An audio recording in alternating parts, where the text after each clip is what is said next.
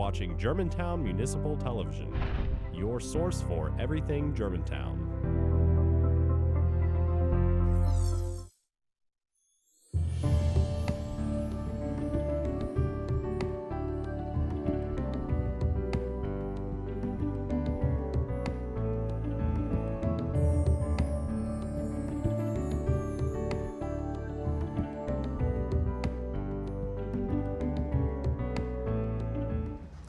Hello, I'm your Superintendent Jason Manuel.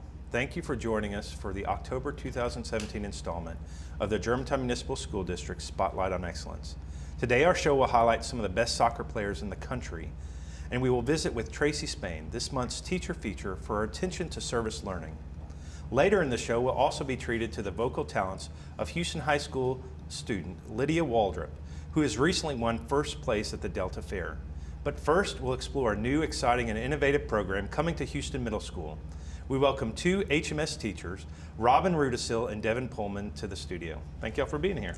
Thank you for having us. Tell us a little bit about yourselves first. Ms. Rudisil, what do you teach? I teach gifted language arts, 6th grade, and I've been at Houston Middle School for 6 years. What about you, Devin? I teach 8th grade science, and this is only my 2nd year with Houston Middle. So now, y'all are getting ready to embark on something new and different for Houston Middle School. Tell us a little bit about the new program that you have coming to Houston.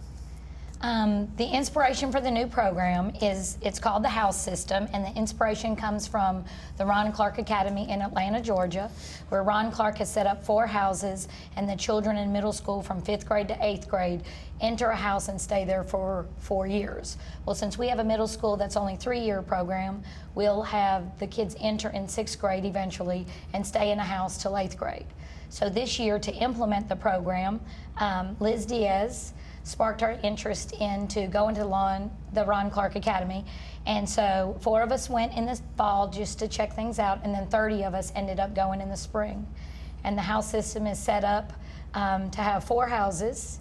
And I'll let Devin tell you a little bit about the 4 houses. Yeah, I will say that when we went to our RCA, that was the one thing that all 30 of us kind of brought back, and we're like, yeah, we really want to do this. Because they do other innovative things besides a house system. Yeah, absolutely. They look at character development. All kinds of things new this year, but this is one of the biggest things that we're working on as a school to bring in, which is really neat.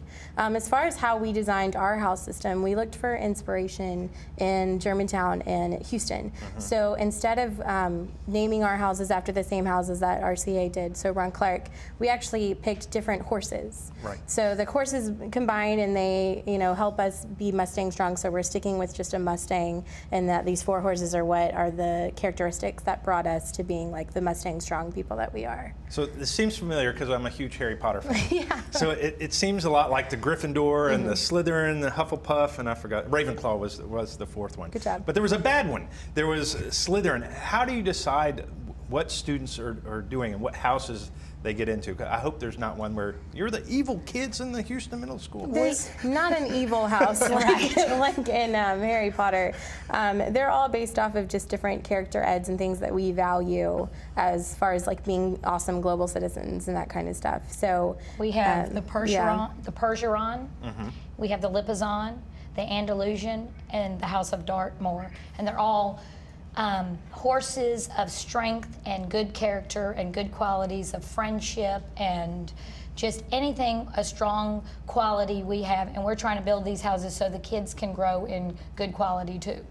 So now they're assigned to these houses. How do you figure out? Because I know in Harry Potter they had the sorting hat that they would put on and would pick. How do y'all go through this sorting process to put them in the houses? Well, we can't reveal it just yet because the students haven't gone through the sorting. They'll do that on October 3rd. But there is a sorting process. Is there a big reveal that they get to learn? There is a big reveal, and it's going to be a big, grand, huge thing, and they're going to be real excited. So that's an exciting event. Yeah, it's going to be really fun and exciting. So last weekend we had a pep rally on Friday to introduce all 4 houses and to introduce the crests. There's 4 crests that go along with the 4 houses, and the art students are the ones that made the crest. Oh, wow. So we involved the students in it, and then we have chants for each house. So once they're secretly do their placement into the house, which will be October 3rd, like she says, then they will all chant their chant, and then it'll go from there, and we'll gain points through Class Dojo. Oh, wow. through rigor and character ed. So if they're doing something very nice above and beyond, if someone drops something and you see it and it's just a natural thing to pick up somebody else's books, they might get a dojo point. So it is similar to Harry Potter, that you're rewarding those students who are doing great things in the school. They're actually earning things for the house, earning achievements for the and house. we'll have a grand house cup at the end of the year, essentially. So one house will win and be the first winners for the year, and we'll continue that tradition as we go. Oh, that's exciting. Well, we use the same cup that transfers year to year, so you'll have the same house cup that they get to Hopefully. We haven't figured out quite those details yet, but we're working on it for sure. Oh, that's exciting. Now, have you sorted all the students? Have you gone that far where you know which student? I know you can't tell, but are y'all finished the sorting yet? It is very secret and very random. And the teachers cannot know either because they're going to be secret and random too. So even the teachers don't pick their houses. So do you have teachers that are assigned to houses also? It'll be a secret reveal for teachers too. So no one knows who they're in. We did start off with a specialist because we needed some people already in houses. So that was, I think about 4 or 5 specialists have already received their house houses. notifications. So they're already, and everybody that gets in a house gets a bracelet the color of their house. Oh, and it that's says exciting. their horse name on the bracelet. So you'll know throughout the day which house they're in. So when you're given points, you can see their bracelet or you can say which house you're in and you get points. So besides the random occurrences or the random acts of kindness that you catch students doing, are there other things that you have woven into really building that student's character development? How else are they getting points for their houses? So we have a couple of other programs that are going along with the house program. So we also have something called a special program, which is teaching children how to introduce themselves and teaching them how to have conversations with adults and all that kind of stuff. So once we get them sorted before fall break, the next week we come back, we're going to start something called Mustang Mondays. And so for 30 minutes in the morning on a Monday, we're going to meet by house. So you're going to meet with the teacher that's in your house or anyone else who's in it, because the whole building is basically getting a house, which is neat. And we're going to talk about those different qualities, and that's where our character ed and mentorship and peer mentorship is going to happen. Well, I'm excited to see the houses develop and unfold, and I can't wait to see the big reveal. Thank y'all for being here today. Thank you for having us. We are excited to see this kind of innovative focus on character development on such a large scale in one of our schools. Before the break, our team also checked in with Principal Liz Diaz, who has worked really hard to create the new house system. Back after this.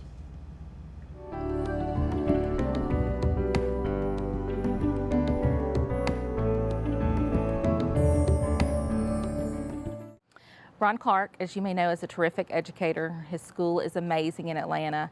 Ms. Diaz thought it was important to invest in our teachers because they're, after the kids, most important in this building. And so we had an amazing time. We got to go visit and get some terrific PD, and now we're translating it for Houston Middle. We are implementing our house system, and we have 4 houses: House of Andalusian, House of Percheron, House of Lipizzan, and House of Dartmoor. And each one of those houses has characteristics that represent those houses. We started planning this summer. As soon as we left the Ron Clark Academy, we got on the bus and we started planning. And it has been a collaborative effort every step of the way with every single teacher. My favorite part of this process so far is seeing our teachers so excited and dancing at the pep rally and dressing up every day in the 4 house colors. Today I'm dressed in all black because it's Andalusian, and so I got extremely dressed up because I think it makes them a lot more excited when they can tell that we're excited. And so, of course, we're all black. I have these fuzzy things on. On Wednesday I spray painted my hair red. It's still in my hair a little bit, but next week I'll dress up just as much. They earn points through character building. That's one of the main things. So, you know, picking up somebody's book in the hallway or opening the door for somebody or encouraging somebody, that is with the character. And then also we are really focused on rigor. So if a student answers a question in our class and is extremely rigorous, they deserve a point for their team. So between the two, it's a balance of character and, you know, with rigor in our building. I think the main thing why this is so exciting is they get to be a part of something. They get to feel like they belong in a group. and where they are cared for and they're loved and they're encouraged. And on top of that, they get to compete and they get to have a healthy competition.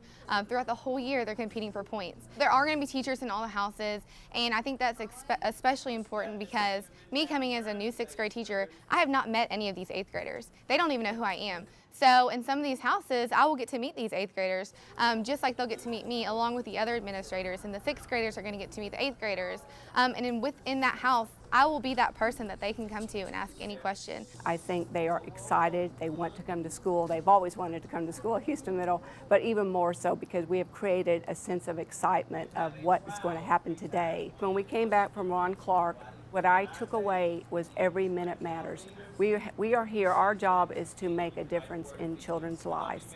The academics are going to come, but what kids remember is how you made them feel. So we want to create memories for our kids.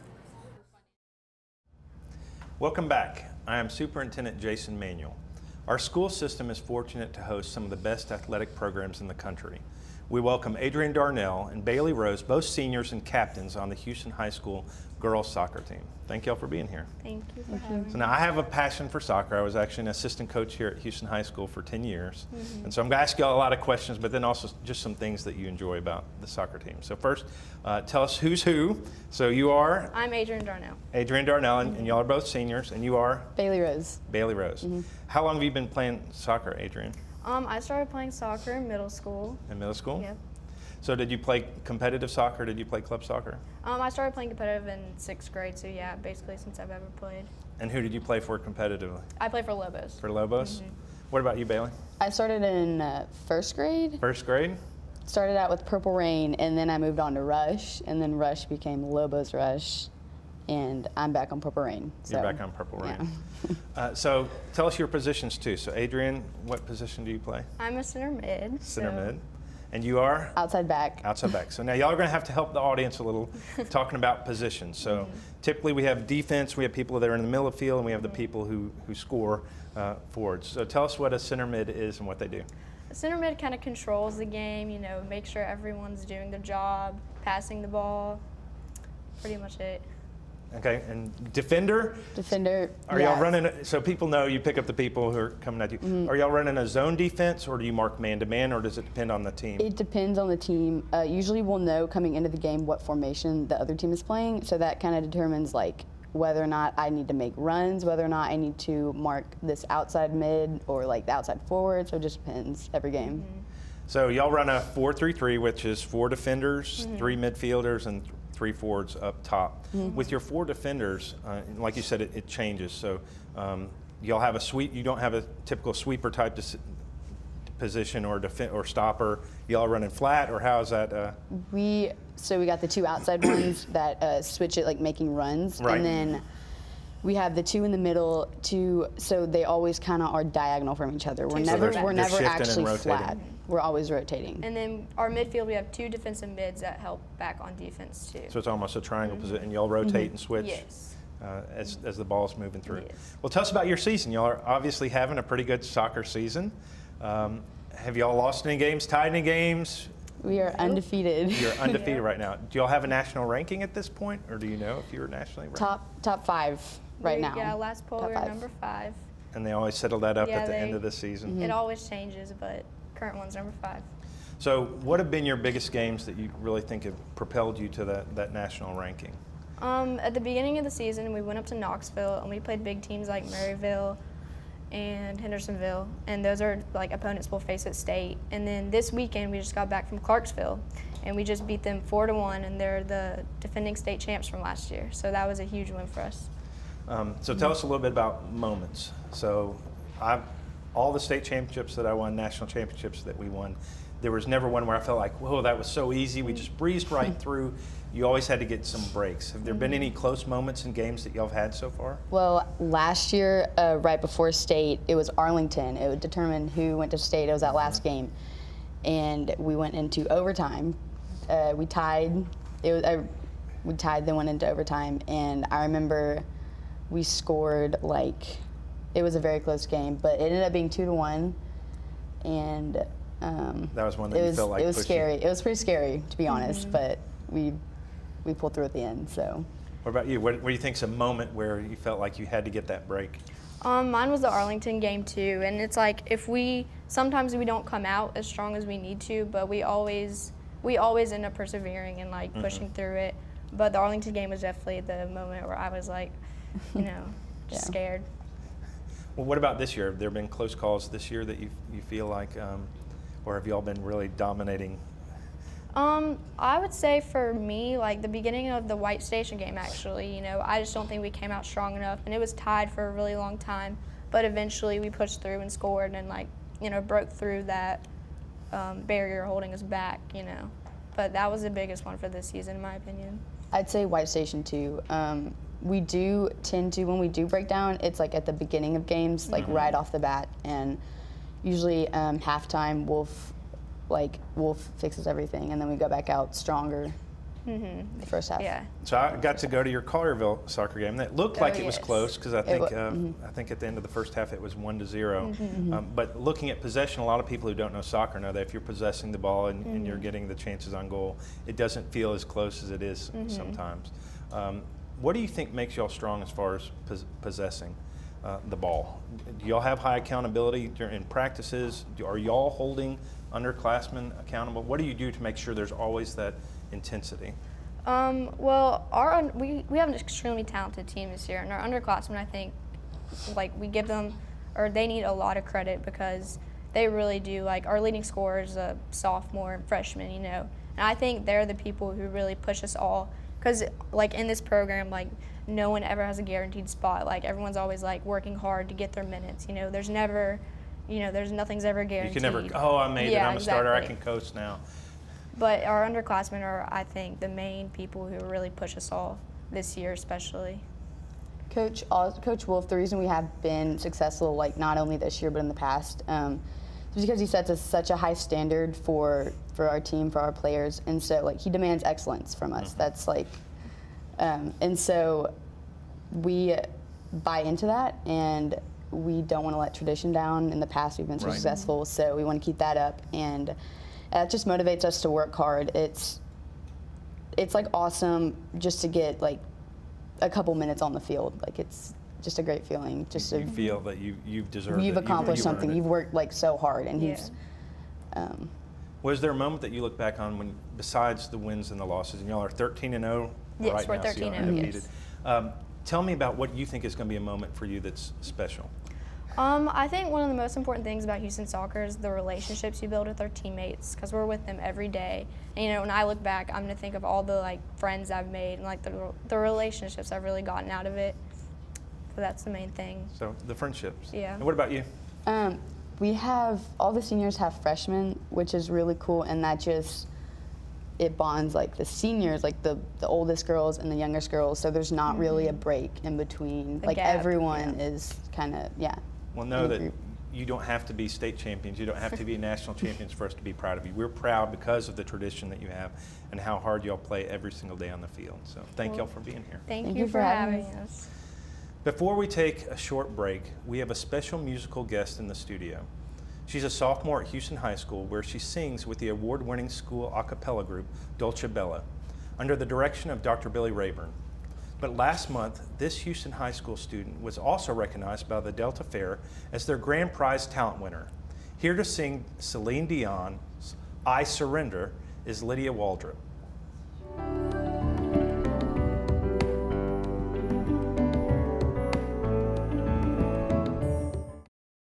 And they will see I surrender to feel the chance to live again. I reach to you, I know you can feel it too. We make it through 1,000 dreams. I still believe I'd make you give them all to me and hold you in my arms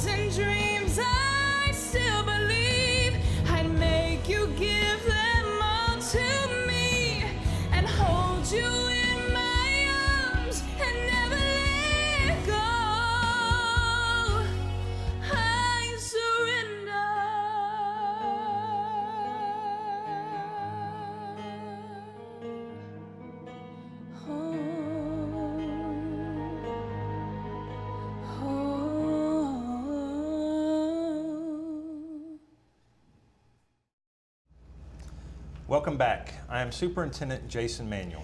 And I am co-host Mason Grace. You are watching GMSD's Spotlight on Excellence. We want to spend our last moments highlighting an exemplary teacher in a segment we call the Teacher Feature. With us today is Traci Spain of Houston High School, who is teaching students beyond the regular classroom environment. Thank you for being here. You're welcome. Well, tell us a little bit, what do you teach here at Houston High School? I teach Algebra 2, and I'm the Student Government Association Advisor. Also known as SGA. SGA. Right. Okay, so student government, I know it's an honor to be a part of that, but if I am a member of student government, what does that mean? What does a student look like? What does he do, or he or she do? A little bit of everything, I would say. We organize the homecoming week activities, any community service activities within the school. If administrators need the students to help out with something, they are there. We also do a lot of community service events, either out within Germantown or even outside that into the Memphis area. But you don't just have to be elected to be an SGA. No, you you have do two different not. groups of students. Right. There are officers that are elected that do their video speeches and run for that and are elected by the school. And there are also positions where you apply for. So you're a class sophomore representative, junior representative for your class also. And so you can serve even if you haven't gone through an election process. Yes, Do absolutely. they do different roles? No. So they're all sometimes, doing... Well, we have our president and vice president that will pretty much delegate and assign teams. And then after that, they work together on different events. They all have teams that each are associated with different teams that they head up and share. So speaking of events, Yes. September was Childhood Cancer Awareness Month. Yes. And y'all do a lot with childhood cancer. Tell us about some of Yes. the community service you've done around childhood cancer. We we've sold, this year we sold shoelaces, gold shoelaces they gave us. We have gold, I have one on today, a gold bracelet that is a patient bracelet. And they actually have a patient's name, their age, and what type of cancer they have. We sold those. Goodness, we've done 2002, where we challenged the students to raise $2,000 in 2 minutes. We have always won that, I will say. They've always come through for us. Goodness, we've had challenges with Collierville High School on raising money and seeing how much we could raise for that. And I think that's something special. Let's talk a little bit about that relationship with Collierville, because in the past it was really antagonistic, that it was Yes. a rivalry war and we were all concerned about who was going to win the Right. games. But you've really worked to change that and make it Yes. something more special, more Yes, important. Tell us- last year we, well, if you watch Twitter is when it all came about, and they all get just ugly towards each other. And then they're best friends outside of Twitter, outside of the week of the game. So we decided with the sponsors at, SGA sponsors at Collierville, that we would try to change that and make something positive.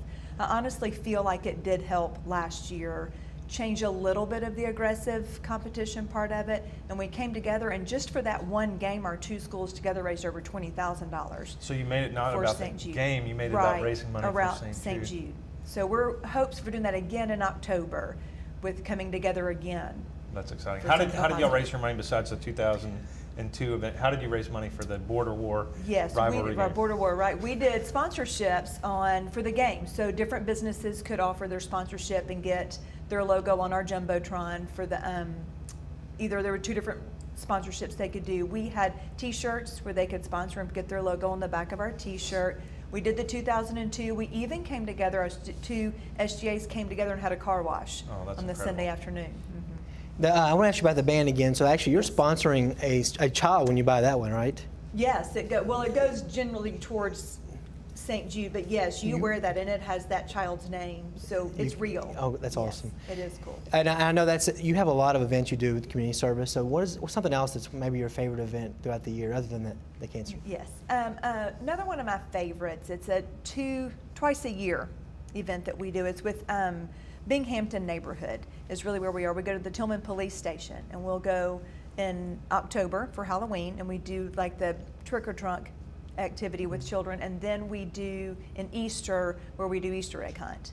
And it's an incredible relationship that we formed over the last 10 years, I'd say, with that police station and the neighborhood. The neighborhood begins to look for us. They begin calling the police station, Wow. when are they coming? And to watch the parents and the students alike. I think the parents enjoy our games and activities and candy just as much as their children do. Well, you mentioned Student Government Association. That's not something local. You're involved on a national level with student leadership. Right. Tell us a little bit about what you're doing on the regional and national level.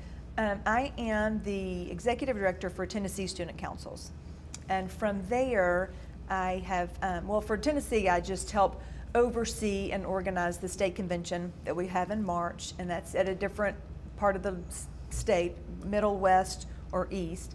And then we have leadership workshops for each area. So I'll help oversee those. We have board meetings that we'll go to. And then from there, I'm on the National Association for Executive Directors. So I'm on the board for that also. And I think you do a lot. You do a lot at Squash. You do a lot of work with all these organizations. But I understand you even have your own stuff you do in your personal life, right? So Yes, what do you do with that? I do. Tell us a little bit about some of your hobbies and activities outside of Houston and SGA. Hobbies, I'm not sure. That's when you start feeling like, wait, I can't do anything. What are your passions? What do you like to do? I have just recently joined Le Bonheur Club. It's a women's organization. Actually, Le Bonheur was started by a group of women. So Le Bonheur Club is a group of women that get together and fundraise or serve the hospital in many different capacities. So that's my latest. Most recent thing that you've done. For about 15 years, I have volunteered for this Royal Family Kids Camp. And it's a camp for abused and neglected children, foster children, basically. And so every summer, I spend a week out there at camp with the children. And I was a counselor for a few years, and now just oversee the women that work there, the counselors and staff. Well, we are thankful that you're here at Houston High School and what you're teaching our students, and not just during the school day, you're modeling it every single day. Thank you. So thank you for what you're doing for Houston students. Thank you. Well, that's all we have time for on this month's Spotlight on Excellence. If you'd like more information about this or any other show on Germantown Municipal Television, visit us on our website at www.gmtvonline.org. Until next time, this has been Superintendent Jason Manuel for this month's installment of the Germantown Municipal School District's Spotlight on Excellence.